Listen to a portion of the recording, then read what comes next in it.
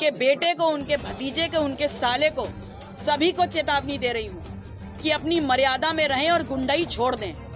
उत्तर प्रदेश की दूसरी सबसे हॉट सीट सिराथू में हुआ बवाल।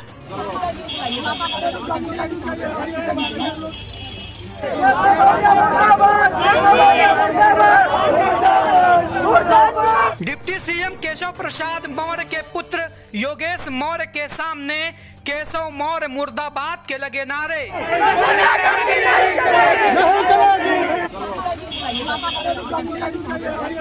सिराथू विधानसभा 251 में उस वक्त बवाल हो गया जब चुनाव के लिए महज 2 दिन बचा हुआ था और एक तरफ जहां केशव प्रसाद मौर्य भाजपा से प्रत्याशी हैं तो वहीं दूसरी तरफ समाजवादी एवं कमेरावादी की संयुक्त प्रत्याशी पल्लवी पटेल हैं। आरोप है कि समर्थक एक युवक जब सपा का झंडा लिए हुए और लाल टोपी पहने हुए था तब भारतीय जनता पार्टी के पदाधिकारी नीरज मोदनवाल ने उस पर लकड़ी फेंक कर हमला किया और वह घायल हो गया। इसकी जानकारी जैसे ही सपाइयों को हुई तो भारी भीड़ जमा हो गई और कार्रवाई की मांग होने लगी। वहीं सपा प्रत्याशी पल्लवी पटेल भी थाने पहुंच गई और लिखित शिकायती पत्र पुलिस से करते हुए न्याय की गुहार लगाई है।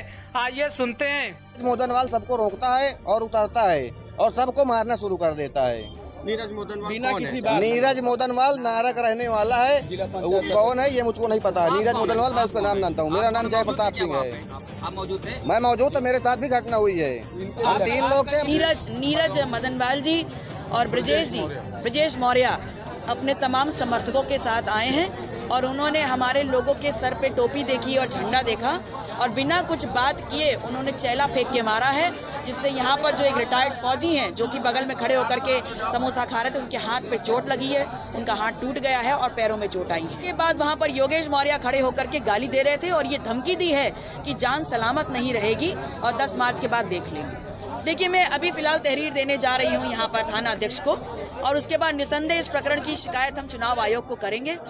हम चुनाव में उतरे हैं और तमाम जो आचार संहिता लगी हुई है और चुनाव आयोग के द्वारा जो भी दिशा निर्देश जारी किए गए हैं, हम चाहते हैं कि उसका पालन करते हुए शांतिपूर्ण तरीके से चुनाव हो। आप लोगों से सिर्फ इतना कहना चाहूंगी कि मैं पटेल समाज की बेटी हूँ और अगर मेरे समाज के ऊपर निराधार कारणों की वजह से अगर इस प्रकार का आतंक का साया फैलाया जाएगा तो मैं केशव जी को, उनके बेटे को, उनके भतीजे को, उनके साले को, सभी को चेतावनी दे रही हूँ कि अपनी मर्यादा में रहें और गुंडाई छोड़ दें। कहीं ऐसा ना हो कि 10 मार्च के बाद मुझे उनको देखना मिल जाए, वो भी मुझे देख लेंगे और मैं भी उनको देख लूंगी।